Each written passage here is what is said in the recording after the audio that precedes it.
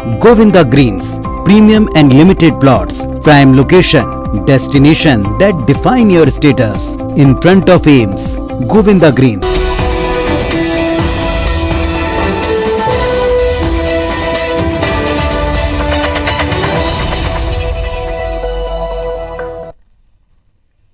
नमस्कार, रात 10 बजे देख रहे हैं आप। मैं हूं पुनीत पाठक और दिन भर की तमाम बड़ी खबरें विस्तार से देखते हैं।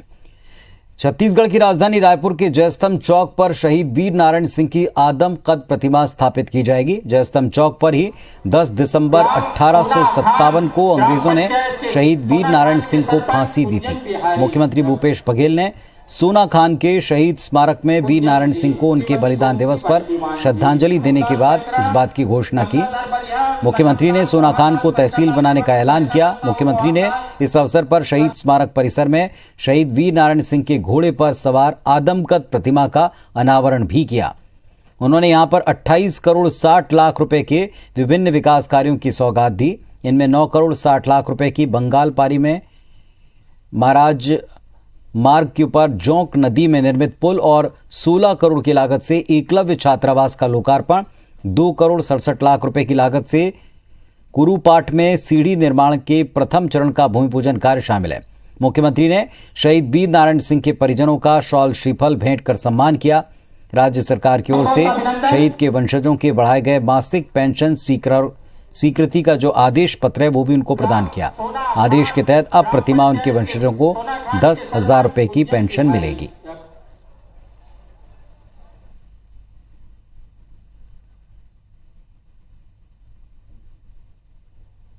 रायपुर की जो जय स्तंभ चौक है वही उन्हें फांसी दी गई और उसके जो फांसी को लगभग 10 दिन तक के उसको वहीं पे रखा गया, उसे उतारा भी नहीं गया।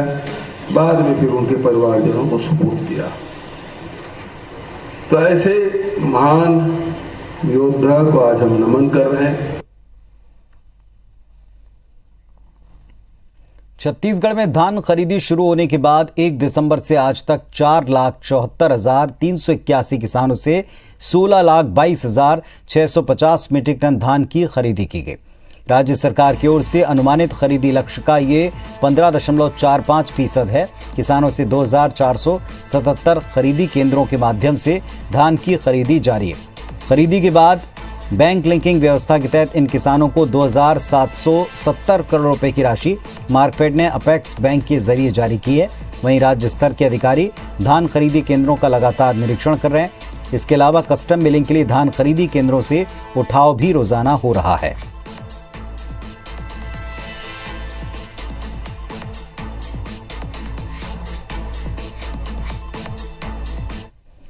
मध्य प्रदेश सरकार ने दिव्यांगों को बस किराए में 50% छूट दी है। सरकार ने इस संबंध में आदेश जारी कर दिया। वहीं परिवहन आयुक्त ने भी प्रदेश के सभी क्षेत्रीय, अतिरिक्त क्षेत्रीय एवं जिला परिवहन अधिकारियों को दिव्यांगों को बस किराए में 50% छूट देने का निर्देश जारी किया है।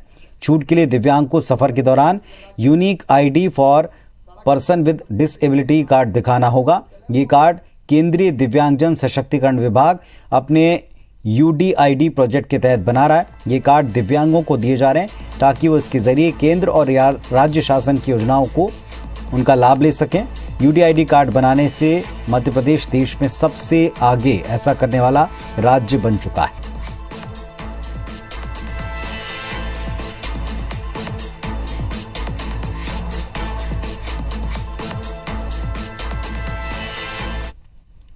मध्य प्रदेश के शहरी के साथ ग्रामीण क्षेत्रों के लिए सरकार बड़ी सौगात देने वाली है। जल्दी प्रदेश में 24 घंटे और 7 दिन घर घर पानी सप्लाई की जाएगी। इस योजना का खाका तैयार कर लिया गया है। इसके अंतर्गत सरकार का लगभग 3,500 करोड़ रुपए से अधिक का खर्चा आएगा। योजना को लेकर कांग्रेस ने कई सवाल उठाए। पूर्व मंत्री और कांग्रेस विधायक PC शर्मा ने बताया कि पंचायत चुनाव के मद्देनजर सरकार एक बार फिर हर बार की तरह नई नई योजनाओं की घोषणा कर रही है जो कागजी हैं। व्यक्तिगत नल कनेक्शन देने में नाकाम रही सरकार 24 घंटे पानी की सप्लाई कैसे करेगी। राजधानी भोपाल में ऐसे कई इलाके हैं जहां सालों बाद भी पानी की पाइपलाइन नहीं है।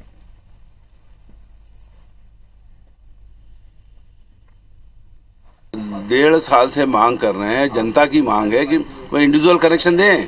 वो कनेक्शन तो दे नहीं पा रहे हैं। 24 घंटे पानी कहाँ से दे देंगे। आज भी जो स्लम्स एरियाज हैं, गरीब क्षेत्र है, वहाँ पानी मिल नहीं रहा है, तीसरी मंजिल में चढ़ नहीं रहा है।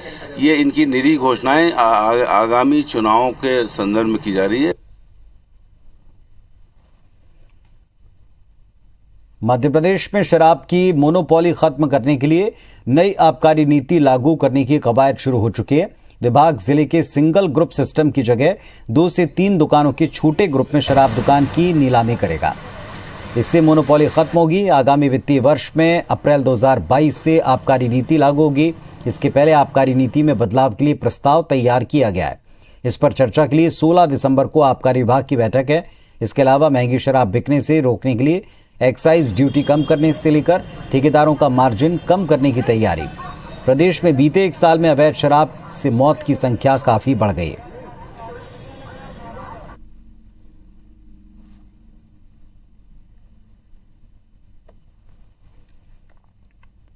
मध्य प्रदेश में जितनी भी आदिवासी रियासतें हैं उन्हें जल्दी टूरिस्ट सर्किट से जोड़ा जाएगा। खासतौर पर गोंड शासकों के पुरातात्विक महत्व की चीजें, किले, महल, छिंदवाड़ा का देवगढ़, दमोह का सिंगौरगढ़, मंडला का रामनगर, जबलपुर का मदन महल, बालाघाट का लांजी समेत कई स्थान इसमें शामिल हैं। इन सबको जल्दी एक टूरिस्ट सर्किट से जोड़ा जाएगा। इन जगहों पर आदिवासी स्व सहायता समूह ही टूरिस्ट का स्वागत करेंगे। ट्राइबल रिसर्च इंस्टीट्यूट ने इसकी पहल की है। सैलानियों को ट्राइबल फूड खिलाने के साथ ट्रेडिशनल जगहों पर रोका जाएगा। पारंपरिक और बांस की कलाकृतियां दिखाई जाएंगी ताकि लोग इनसे आकर्षित हो सकें। इस संबंध में एक प्रस्ताव केंद्रीय जनजाति मंत्रालय को भेजा जा चुका है। पुरातात्विक महत्व के स्थलों के रखरखाव का काम TRI को दिया जाएगा।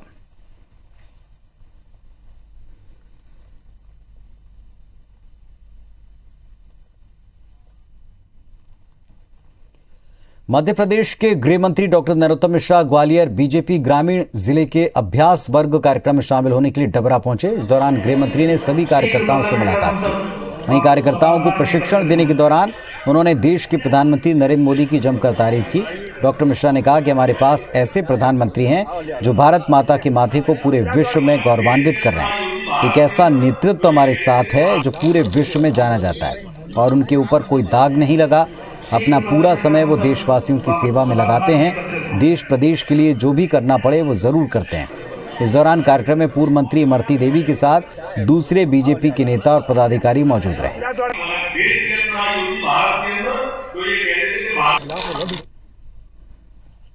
ऐसा प्रधानमंत्री है जिसने भारत माता के माथे को विश्व में गौरवान्वित कर दिया। एक ऐसा नेतृत्व तो हमारे पास में है जिसकी सर्वाधिक लोकप्रियता इस देश के अंदर, विश्व के अंदर अगर किसी की है तो नरेंद्र भाई मोदी जी की है। अपनी मांगों को लेकर पूरे प्रदेश के आंगनबाड़ी कार्यकर्ताओं और सहायकों ने एक बार फिर से राजधानी रायपुर में 6 दिवसीय हड़ताल शुरू कर दी। 10 से 16 दिसंबर तक बाजार स्थल पर धरना प्रदर्शन करेंगे। उनकी मांगों में शासकीय कर्मचारी घोषित करने, मध्य प्रदेश की तरह सुविधा और मानदेय देने, पर्यवेक्षिका की भर्ती 100% आंगनबाड़ी कार्यकर्ताओं से करने, कार्यकर्ताओं का 5 लाख का बीमा, इन सब मांगों में शामिल है। कार्यकर्ता 10 दिसंबर से मांगों को लेकर अंतागढ़ बाजार स्थल पर बैठक करके सरकार और प्रशासन से अपनी मांग पूरी करने के लिए आवाज बुलंद करेंगे।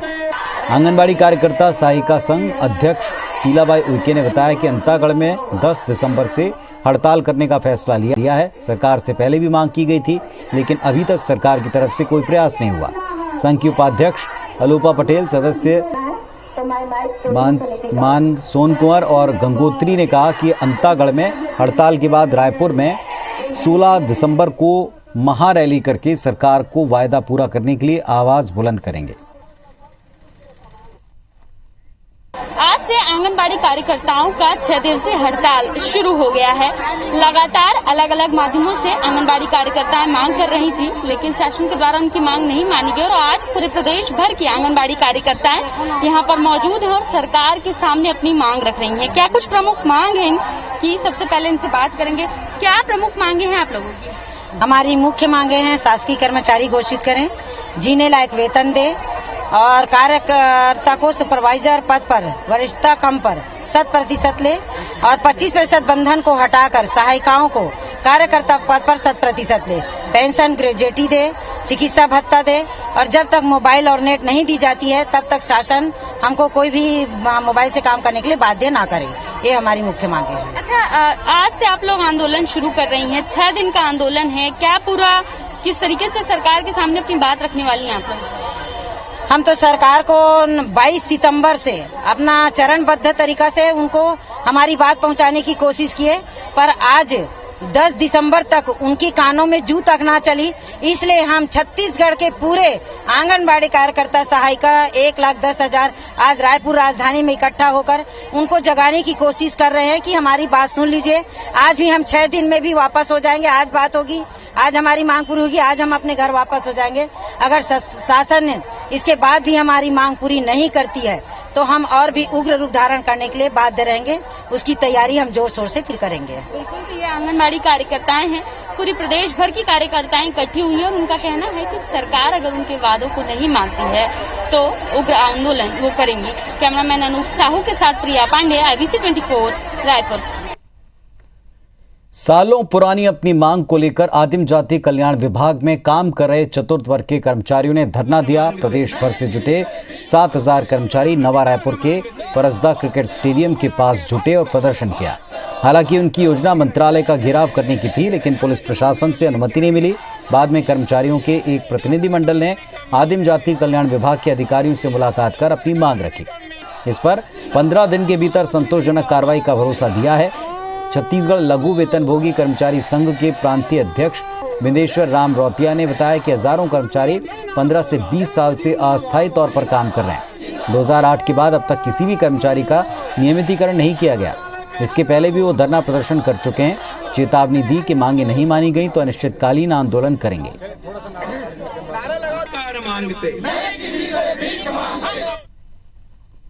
हमारी 6 सूत्री मांग है, जिसमें आदिम जाति कल्याण विभाग के कर्मचारियों को रिक्त पदों के विरुद्ध विभाग में समायोजित करें नियमित वेतनमान। इसलिए हम इस प्रमुखता से आज जाकर के इस बात पे सामान्य प्रशासन विभाग से चर्चा करेंगे। चलिए अब देखते हैं दिन की बिग न्यूज। महाराष्ट्र में ओमिक्रॉन के 7 नए मामले सामने आए। ओमिक्रॉन के इन नए मामलों से 3 मुंबई से और 4 पिंपरी चिंचवाड़ नगर निगम में संक्रमित पाए गए। राज्य में नए वेरिएंट के मामलों की कुल संख्या 17 है। गुजरात में आज ओमिक्रॉन के 2 मामले मिले। देश में ओमिक्रॉन वेरिएंट के कुल मरीजों की संख्या 32 है।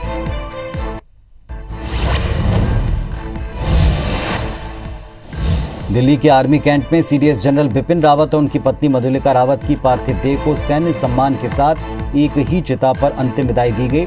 दोनों बेटियों ने एक साथ मुखाग्नि दी। जनरल रावत की अंतिम विदाई काफी भावुक कर देने वाली रही।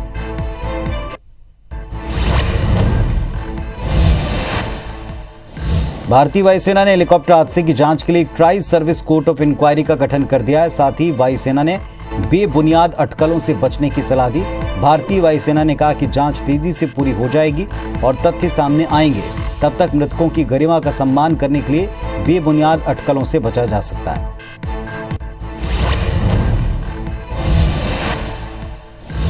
एनसीबी नेता नवाब मलिक ने एनसीबी के जोनल डायरेक्टर समीर वानखेड़े के परिवार पर बयानबाजी को लेकर बॉम्बे हाईकोर्ट से माफी मांग ली। समीर वानखेड़े के पिता ने मलिक के खिलाफ मानहानि का केस दायर किया था।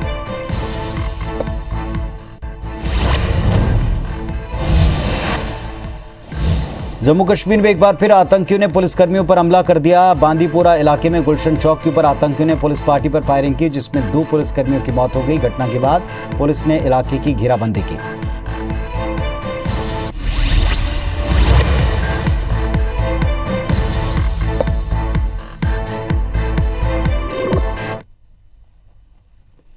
मुख्यमंत्री भूपेश बघेल बालोद के गुरूर ब्लॉक स्थित राजाराव पठार में आदिवासी समाज, जिला बालोद, कांकेर और धमतरी की ओर से आयोजित 3 दिवसीय वीर मेला में पहुंचे। मुख्यमंत्री ने इस अवसर पर बाबा राजाराव और कंकालिन माता, झामा माता, बूढ़ा देव की पूजा की। प्रदेश की सुख समृद्धि की कामना की। उन्होंने शहीद वीर नारायण सिंह के छायाचित्र पर माल्यार्पण किया, शहादत को नमन किया। समारोह में उनके साथ महिला और बाल विकास विभाग की मंत्री अनिला भेड़िया, उद्योग मंत्री कवासी लखमा, स्कूल शिक्षा मंत्री प्रेमसाय सिंह टेकाम, संसदीय सचिव कुंवर सिंह निषाद, विधायक संगीता सिन्हा और विधानसभा उपाध्यक्ष मनोज बंडा भी मौजूद रहे। मुख्यमंत्री ने इस अवसर पर राजा राव पठार में देवगुड़ी के विकास के लिए 11 लाख रुपए, शहीद वीर नारायण सिंह स्मारक के लिए 30 लाख रुपए, बूढ़ा देव स्थल विकास और मूर्ति स्थापना के लिए 15 लाख रुपए देने की घोषणा की। आयोजन में पूर्व केंद्रीय मंत्री अरविंद नेताम, राष्ट्रीय अनुसूचित जनजाति आयोग के पूर्व अध्यक्ष नंद कुमार साय, पूर्व सांसद सोहन पोटाई के साथ ही बड़ी संख्या में आदिवासी समाज के लोग उपस्थित रहे।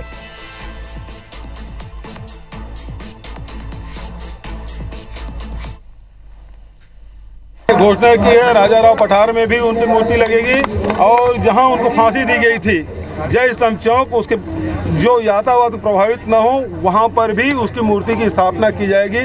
आदिवासियों के हक में लगातार कांग्रेस की सरकार काम कर रही है और आगे भी करती रहेगी। रायपुर मेडिकल कॉलेज के जूनियर डॉक्टर्स ने अपनी अनिश्चितकालीन हड़ताल वापस ले ली है। नीट पीजी में काउंसलिंग को लेकर जूनियर डॉक्टर 27 नवंबर से हड़ताल पर थे। 6 दिसंबर से आपातकालीन सेवाओं को रोका था। केंद्र सरकार की ओर से आश्वासन मिलने पर फोडा यानी कि federation of resident doctor association ने देश भर में जूनियर डॉक्टर्स से हड़ताल वापसी की अपील की। जूनियर डॉक्टर्स की राष्ट्रीय संगठन फोडा ने केंद्र सरकार को मांगों पर ठोस निर्णय लेने के लिए 16 दिसंबर तक का वक्त दिया। रायपुर मेडिकल कॉलेज के जूनियर डॉक्टर्स का कहना है कि मांगें अगर नहीं मानी गई तो वो एक बार फिर हड़ताल करेंगे।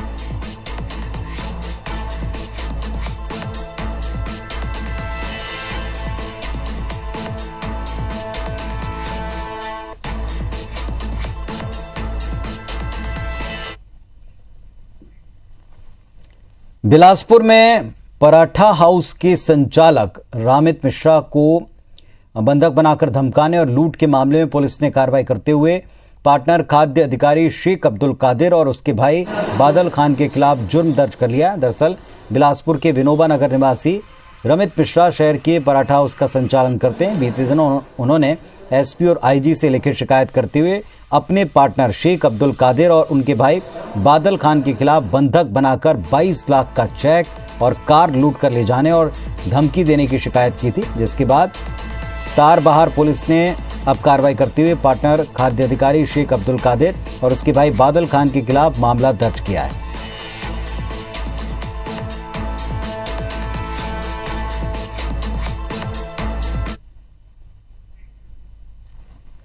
दंतेवाड़ा में छत्तीसगढ़ सरकार और IBC 24 के संयुक्त तत्वावधान में नवा छत्तीसगढ़ क्विज कॉन्टेस्ट 2021 का आयोजन हुआ। यहां 8 केंद्रों में परीक्षा आयोजित की गई, जिसमें 2000 से ज्यादा छात्र छात्राओं ने हिस्सा लिया। जिला मुख्यालय के अलावा एजुकेशन सिटी जावंगा में भी परीक्षा केंद्र बनाए गए। इस प्रतियोगिता में छूलो आसमान संस्था कार्ली की अमृता सोरी ने प्रथम स्थान प्राप्त किया।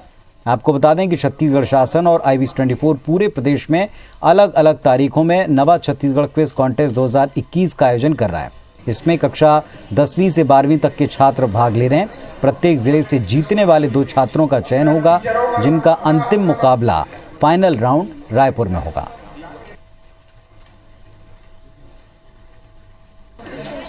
छत्तीसगढ़ शासन द्वारा क्विज कंपटीशन रखा गया, जिसमें मैं प्रथम श्रेणी में उत्तीर्ण की हूँ। अब आगे के राउंड के लिए मैं रायपुर जाऊंगी। क्विज कंपटीशन आयोजित किया गया था, जिसमें मैं द्वितीय श्रेणी में पास हुआ हूँ।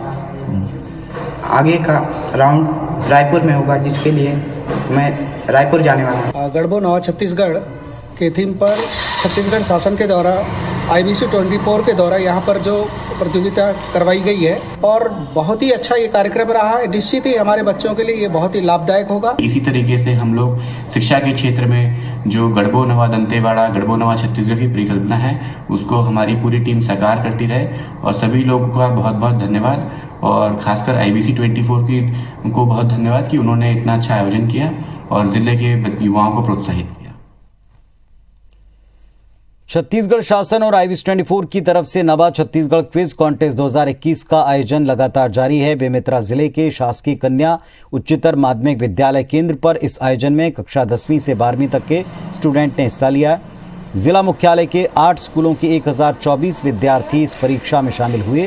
क्विज में शासकीय कन्या उच्चतर माध्यमिक विद्यालय बेमेतरा की कुमारी निशा वर्मा ने पहला और कुमारी शबनम दिवाकर ने दूसरा स्थान पाया।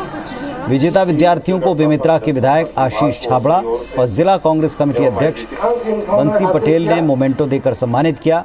कांकेर में भी आयोजन हुआ जिसमें क्विज में 1350 से अधिक बच्चे। हर्षित साहू ने दूसरा स्थान प्राप्त किया। विजेता बच्चों को कांकेर के पुलिस अधीक्षक शलभ कुमार सिन्हा ने पुरस्कृत किया।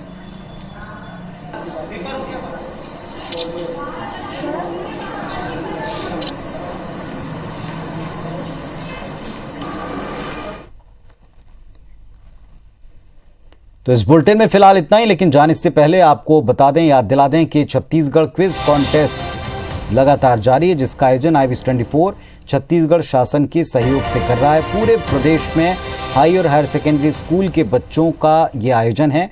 इस क्विज कॉन्टेस्ट की टॉप 3 टीमों को 51, 31 और 21 हजार रुपए का इनाम दिया जाएगा।